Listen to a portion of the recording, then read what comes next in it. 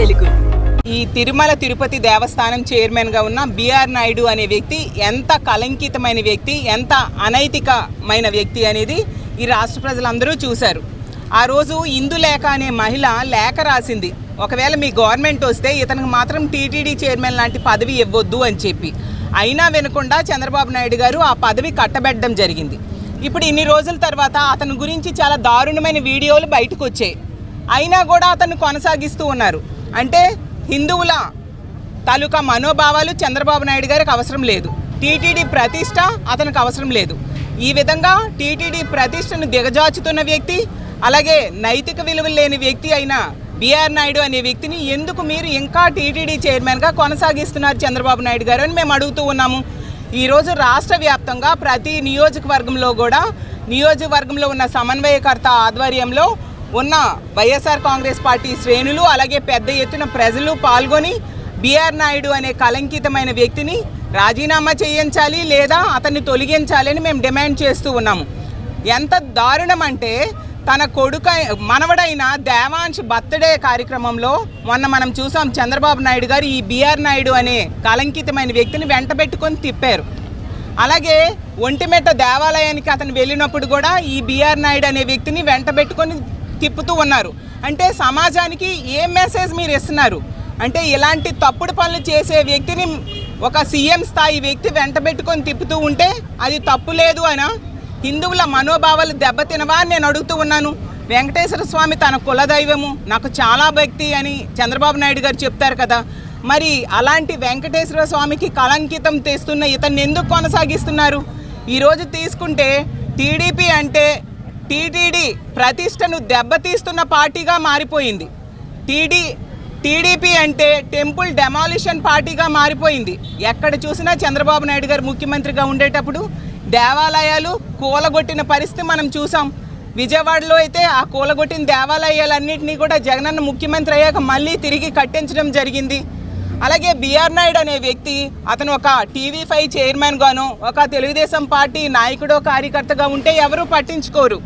పరమ పవిత్రమైన టీటీడీకి చైర్మన్గా ఉన్నారు కాబట్టి అలాంటి పవిత్రమైన ప్లేస్లో ఇలాంటి కలంకితుడైన వ్యక్తి ఉండకూడదు కాబట్టి అతన్ని తొలగించాలని మేము డిమాండ్ చేస్తున్నాం. అలాంటి తప్పుడు పనులు చేసే వ్యక్తి, అతని గురించి వీడియోస్ బయటకు వచ్చాయి. ఒక బాధిత మహిళ లెటర్ రాసింది, అతను చాలా దుర్మార్గుడు, ఎవరైనా మహిళ పని కోసం వస్తే చాలా అసభ్యంగా మాట్లాడుతాడు, ఆమెని వచ్చిన ఆడవాళ్ళని వాడుకుంటాడు అని చాలా ఘోరంగా అతని గురించి రాసింది. అలాంటి చెడ్డ వ్యక్తిని ఎలా కొనసాగిస్తారు? ఇప్పుడు సమాజానికి ఏం మెసేజ్ ఇస్తున్నారు?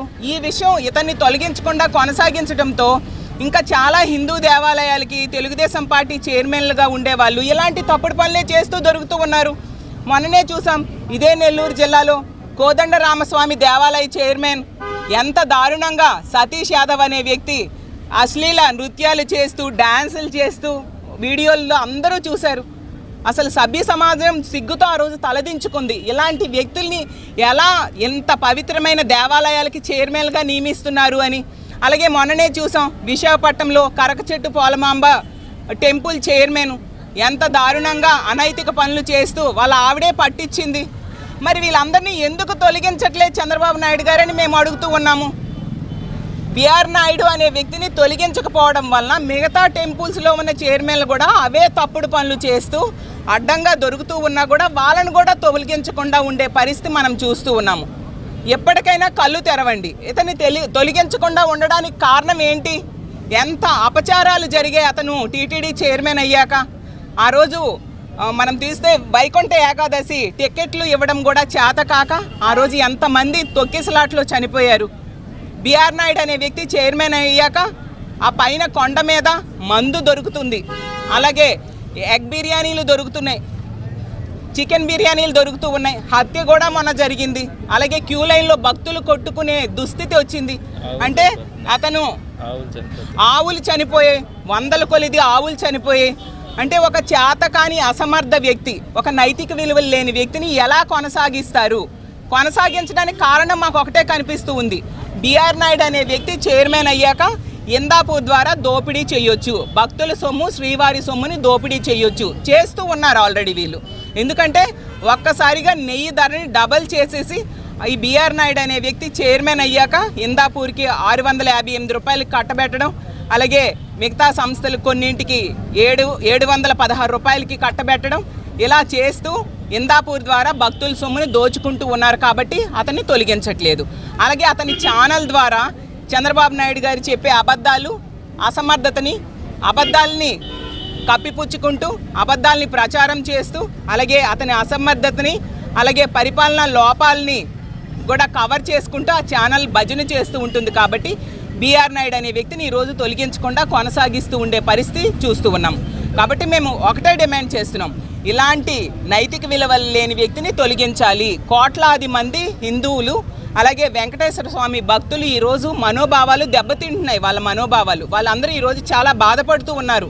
ఇలాంటి నైతిక విలువలు లేని వ్యక్తిని ఎందుకు కొనసాగిస్తున్నారు అనేసి ఎప్పటికైనా ఈ రాష్ట్ర ప్రజలందరూ కూడా డిమాండ్ చేస్తూ ఉన్నారు. బిఆర్ నాయుడు అనే వ్యక్తి రాజీనామా చేయాలి, లేదా చంద్రబాబు నాయుడు గారు తక్షణమే తొలగించాలి. ఆ రోజు జగన్మోహన్ రెడ్డి గారు ఒక ఎస్వీబీసీ ఛానల్ చైర్మన్గా ఉండే వ్యక్తికి చిన్న ఆడియో బయటకు వస్తే వెంటనే తొలగించేయడం జరిగింది. అంటే ఇలాంటి తప్పుడు పనులు ప్రోత్సహించకూడదు, సమాజానికి మంచి మెసేజ్ ఇవ్వాలి అనే ఉద్దేశంతో ఈరోజు వీడియోలు వచ్చినా కూడా తొలగించకపోవడం, ఎంత ప్రజల్లో యాజిటేషన్ వచ్చినా కూడా తొలగించకపోవడం దేనికి సూచనగా ఇది నిలుస్తుంది అని అడుగుతున్నాను. ఎప్పటికైనా చంద్రబాబు నాయుడు గారు కళ్ళు తెరుచుకొని ఈ బిఆర్ నాయుడిని తొలగించాలి. అది కోరుతూ మేము ప్రతి దేవాలయంలో ఉన్న వెంకటేశ్వర స్వామి దేవాలయాలకు వెళ్ళి చంద్రబాబు నాయుడు గారికి మంచి బుద్ధి ప్రసాదించాలి, ఇలాంటి కలంకితమైన వ్యక్తిని టీటీడీ చైర్మన్గా తొలగించాలని డిమాండ్ చేస్తూ ఆ స్వామికి కోరుకుంటూ పూజలు చేయడం జరిగింది. మీరు చూస్తున్నది time line Telugu digital network, సమాజం కోసం సరికొత్త ఆలోచన.